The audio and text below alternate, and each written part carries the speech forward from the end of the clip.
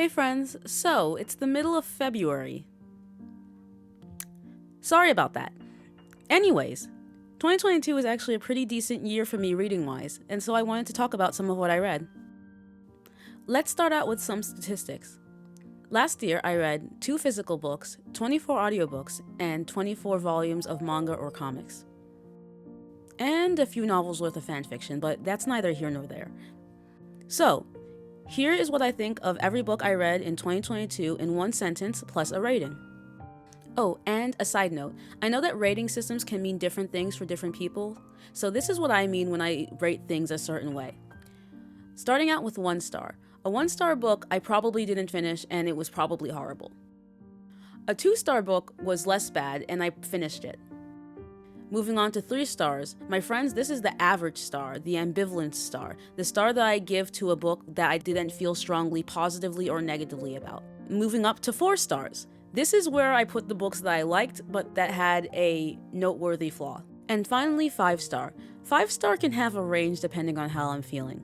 It can range from I like this book a lot and any flaws that I've picked out would be nitpicks, to it was the most perfect book.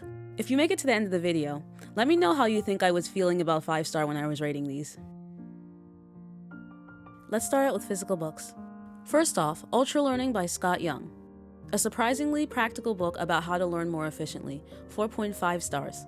Next, 100 Ways to Improve Your Writing by Gary Provost. A short and sweet book with actionable tips on how to improve your writing, 4.5 stars. Moving on to audiobooks. Starting off with Recursion by Blake Crouch and narrated by John Lindstrom and Abby Craden. A grounded and slightly philosophical sci-fi story with an amazing premise and interesting characters that just felt very human to me, 4.5 stars. All the Light We Cannot See by Anthony Doerr, narrated by Zach Eppelman. A really touching joint story of 2 children with a love of science growing up and trying to survive World War II. And one of them is blind, 4.25 stars. Dark Matter by Blake Crouch and narrated by John Lindstrom. Not as good as Recursion, but still a solid grounded sci-fi about a man who's forced to traverse the multiverse in order to return to his family, 3.75 stars. My Lovely Wife by Samantha Downing, narrated by David Petu. A fun, albeit slow story about a married couple who decided that participating in true crime was preferable to watching it, 3.5 stars. The first 5 volumes of The Murderbot Diaries by Martha Wells and narrated by Kevin R. Free.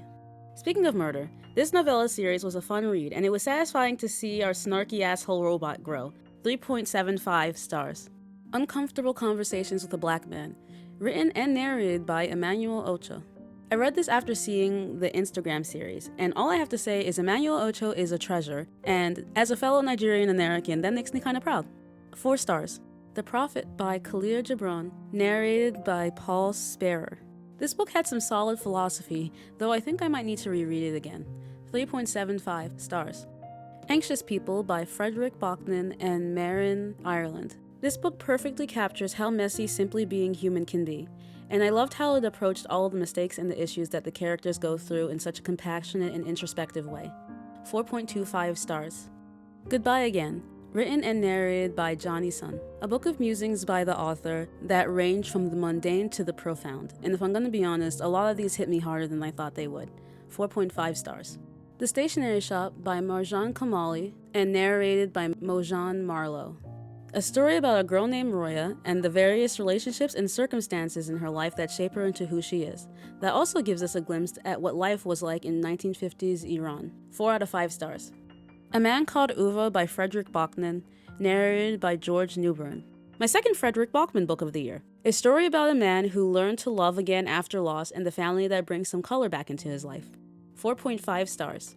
Family of Liars by E. Lockhart, narrated by Kimberly Farr.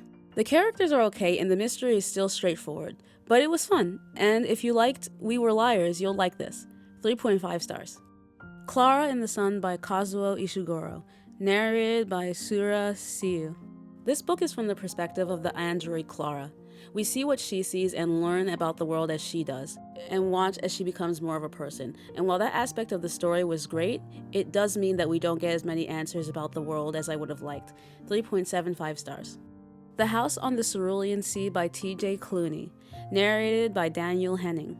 A story about overcoming discrimination with great characters and world building, though I could have done without the romance. 3.25 stars. This is How You Lose the Time War by Amal Almatar and Max Gladstone, narrated by Cynthia Farrell and Emily Wu Zeller. A tale of two time-traveling assassins that build a love for each other through the letters they leave through time and space. And the only reason this isn't a 5-star book is because while the writing was incredibly beautiful, it wasn't always clear. 4.5 stars. To Sleep in a Sea of Stars by Christopher Paolini, narrated by Jennifer Hale. An epic adventure sci-fi novel with some great world building, though the characters and plot resolution were weak points for me. 4 stars. One Last Stop by Casey McQuiston, narrated by Natalie Naudas. A sweet summer romance with a dash of mystery and enjoyable characters. 3.75 stars. Eleanor Oliphant is Completely Fine by Gail Honeyman, narrated by Kathleen McCoran. A story about a woman trying to put her life together and come to terms with her past. 3.25 stars. A Psalm for the Wild Built by Becky Chambers, narrated by Anne Grossland. This story about a tea monk and a robot is basically meditation in story form, and I recommend it if you want something to uplift your mental state a bit. 4 out of 5 stars. Loveless by Alice Oseman, narrated by Billy Fulford Brown, Elizabeth Schenk, and Imogen Church. A story about a girl coming to terms with her asexual and aromantic identity. And while that journey was great to read about, the writing was kind of meh for me. 3.25 stars. A Snake Falls to Earth by Darcy Little Badger, narrated by Sean Taylor Corbett and Kinsale Houston. A really nice adventure story with some interesting folklore that, while enjoyable, kinda got weird towards the end. 3.75 stars. The Kiss Quotient by Helen Hong, narrated by Carly Robbins. So, I am not the biggest fan of romance. Not in a I don't think there's value in the genre kind of way, but more like in a I rarely find a romantic subplot or romance story in general that resonates with me kind of way. And this did not meet my very strange barometer. But if you like romance, you should check it out. 3 stars. Tomorrow and Tomorrow and Tomorrow by Gabrielle Zevin, narrated by Jennifer Kim and Julian Sihai. This book is kind of a love story, but not in the conventional sense. And if I were to put a finger on it, I'd say it's a story about connection. 4.75 stars. The Long Way to a Small Angry Planet by Becky Chambers, narrated by Rachel DeLund. This is basically found family in space, and I loved everything about it, from the characters to the world that I hope that we learn more about in the sequels. 4.5 stars. And finally, let's go through manga and comics. Love Me Not by Io Sakasaka, Volume 1. Like I said earlier, romance books and I have a weird relationship, and this manga did not hit, and I'm on the fence about whether I want to continue. 3 out of 5 stars. The Water Dragon's Bride by Rei Toma, Volumes 1 to 2. A story about an ancient dragon and a girl who's meant to be his bride? It's interesting enough and has nice enough artwork that I'll give it one more volume. Tentative 3 out of 5 stars. Goodnight Poon Poon by Inio Asano, Volumes 1 through 3. Quick pause. Before the sentence, this series, more than anything else on this list, gets a content warning. Now, this series, which I will be continuing, follows the titular Poon Poon throughout his life, and while it's interesting, it hasn't caught me in the way that it's caught others. Tentative 3.75 stars. The Magus of the Library, Volumes 1 to 3 by Mitsu Izumi. A book about a boy whose goal is to become a magical librarian, has nice artwork, and the story is interesting enough that I'm going to be continuing reading it. 3.75 stars. Mariari the Patriot by Ryosuke Takeuchi, artwork by Hikaru Miyoshi, Volumes 1 through 6. I watched the anime before reading the manga, and while the animation and the music were nice, the manga story is just better. Definitely going to continue with this one. Tentative 4 out of 5 stars. Heartstopper by Alice Oseman, Volumes 1 through 4. So I know I'm going to get dragged for this, but I thought this series was just okay. And the combination of not jiving with the romance and the rigid writing kinda left me feeling meh. Love the significance of this culturally, but as for the story, 3.5 out of 5?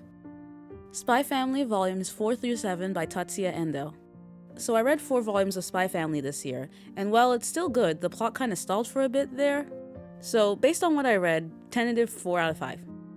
And finally, Cheshire Crossing by Andy Weir, illustrated by Sarah Anderson. A crossover with The Wizard of Oz, Peter Pan, and Alice in Wonderland sounds so interesting in concept, but fell flat in practice. But that being said, if Andy Weir wants to revisit this, I wouldn't be opposed to reading it again. 3.5 stars out of 5.